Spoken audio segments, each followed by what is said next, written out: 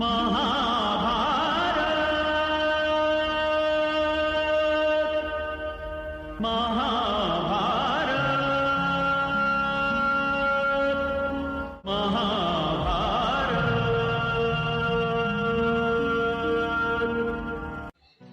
चौसर का खेल और द्रौपदी चीरहरण के पश्चात खेले गए एक और मुकाबले में युधिष्ठिर के हार जाने से पांडवों को 12 वर्ष का वनवास और 1 वर्ष का अज्ञातवास मिलता है। अब सभी पांडव धृतराष्ट्र की आज्ञा लेकर वन को प्रस्थान करते हैं। धृतराष्ट्र को अपने किए पर बहुत पछतावा होता है और वो जाते वक्त पांडु पुत्रों और द्रौपदी का हाल विदुर जी से पूछते हैं। विदुर पांडवों को साधारण वस्त्र में जाते हुए बताते हैं। इसी बीच हस्तिनापुर में हुई घटनाओं की जानकारी श्री कृष्ण को लगती है और वो पांडवों से मिलने वन की ओर निकल पड़ते हैं। श्री कृष्ण जैसे ही पांडवों के पास पहुँचे, द्रौपदी भगवान कृष्ण को देखकर बिलख कर रोने लगी। श्री कृष्ण ने द्रौपदी को धीरज बंधाया और कहा, बहन, तुम्हारा अपमान करने वाले लोगों को लाशें युद्ध के मैदान में खून से लथपथ मिलेंगी। मैं तुम्हें वचन देता हूँ कि मैं सदैव पांडवों की सहायता करूँगा।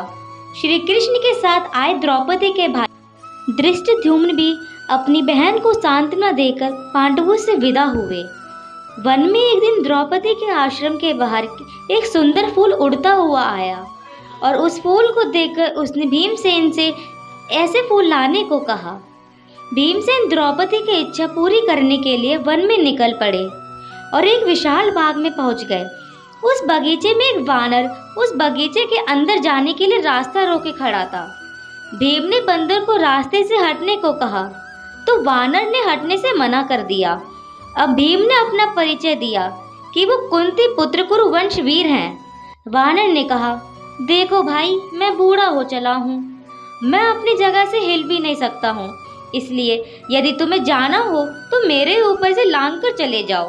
भीम ने कहा, किसी जानवर को लांगना मैं अनुचित मानता हूँ, अन्यथा मैं कब का लांग गया होता।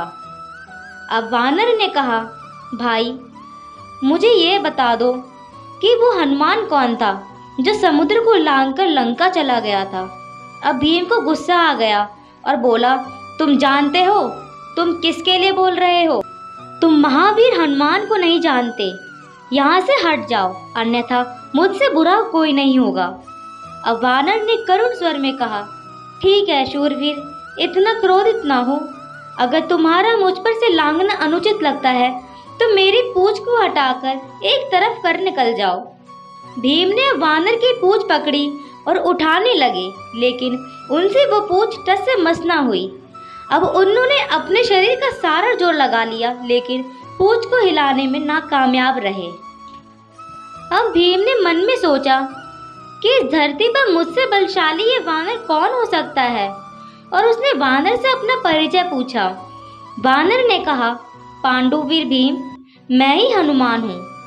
भीम लज्जा से झुकते हुए उनके चरणों में गिर गए और उनसे अपने दुर्व्यवहार के लिए क्षमा मांगी और कहा, हे अंजनी पुत्र महाबली हनुमान, मैं आपके दर्शन पाकर धन्य हो गया। आज मेरा जीवन सफल हो गया। अब हनुमान जी ने भीम को आशीर्वाद दिया और कहा, भीम, युद्ध के समय तुम्हारे भ्राता अर्जुन के रथ पर उड़ने वाली ध्वजा में सदैव पांडवों के साथ रहूंगा और युद्ध में तुम्हारी ही विजय होगी। इतना कहते ही हनुमान जी अदृश्य हो गए और भीम को वहां फूल नजर आए। अब अचानक उसको द्रौपदी के फूल वाली बात याद आई और तुरंत फूल तोड़कर वापस आश्रम में लौट गए।